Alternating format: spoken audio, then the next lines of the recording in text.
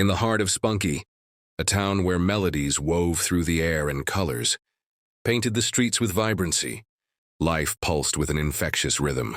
The townsfolk danced and sang, their harmonies blending into a symphony of joy. Amidst this lively tapestry, however, stood Gray, a figure draped in hues that mirrored his name, his presence a stark contrast to the kaleidoscope around him. He lingered at the periphery of the jubilant crowd, his eyes reflecting a longing that had become all too familiar. From the moment Gray could remember, he had felt like an anomaly in Sprunky. While others found solace in song and dance, he grappled with a sense of otherness that clung to him like a shadow. His attempts to join the communal festivities were often met with sidelong glances and hushed whispers. The townspeople, though not unkind, didn't quite know how to embrace someone who seemed perpetually out of sync with their harmonious existence. One afternoon, as the sun cast golden hues over the town square, Gray found himself seated beneath the sprawling branches of an ancient oak. He watched as children laughed and played, their carefree spirits a poignant reminder of his own isolation. It was then that Wenda appeared, a vision of warmth with her cascading auburn hair and eyes that sparkled with genuine kindness. She approached Gray with a gentle smile, extending a hand in greeting. "Mind if I join you?" she asked, her voice melodic yet soothing. Gray nodded, surprised by the sudden companionship. They sat in comfortable silence for a moment before Wenda spoke again. "I've noticed you around," she began, her gaze fixed on the horizon. "You always seem distant." Gray sighed, the weight of his solitude pressing heavily upon him. "It's hard to feel a part of something when you don't quite fit the mold," he admitted. Wenda turned to face him, her expression earnest. "Perhaps the mold is overrated," she suggested. "Sometimes, it's the ones who stand apart that bring the most unique melodies to the chorus." Her words resonated with Gray, igniting a spark of hope within him. Over the ensuing weeks, their friendship blossomed. Wenda introduced Gray to her circle of friends, encouraging him to share his thoughts and feelings. With her support, Gray began to find his voice. Gray couldn't shake the feeling that something was amiss. He observed how Black's influence began to sow seeds of discord among the people of Sprunky. Friends turned against friends, and the once harmonious town echoed with dissonance. Wenda, too, fell under Black's spell, her demeanor shifting as she became more withdrawn and irritable. Determined to uncover the truth, Gray delved into Black's past, unearthing whispers of a cursed artifact had imbued with the power to manipulate emotions. Legend spoke of its ability to amplify negative feelings, turning contentment into rage and love into hatred. Gray realized that Black's hat was the source of the town's turmoil. Armed with this knowledge, Gray confronted Wenda atop the clock tower where she often sought solace. The wind howled around them as Gray reached out to his friend.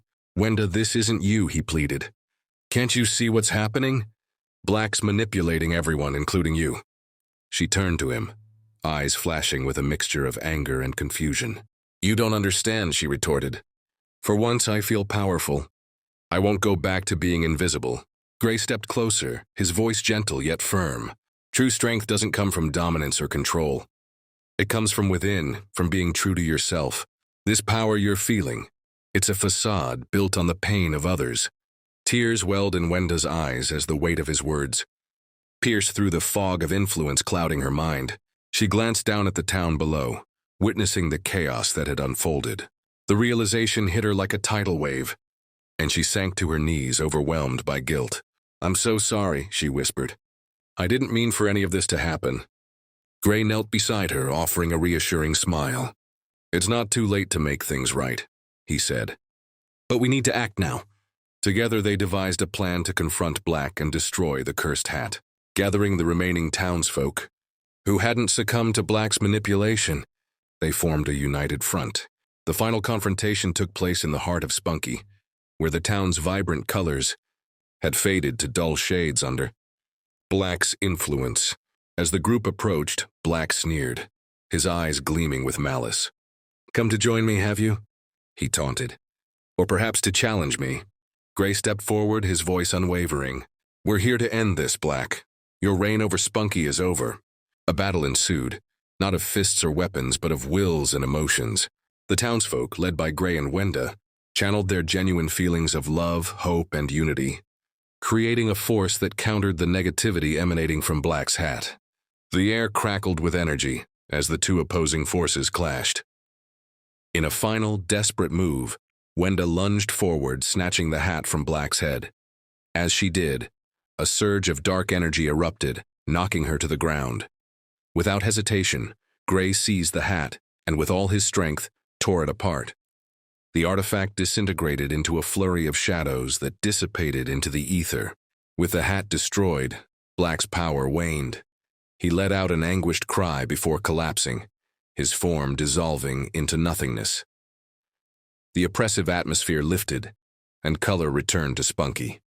The townsfolk embraced one another, their bonds rekindled and strengthened by the ordeal. In the days that followed, Sprunky began to heal. The melodies returned, richer and more harmonious than before. Gray, once an outcast, found his place among the people, his unique perspective celebrated and valued.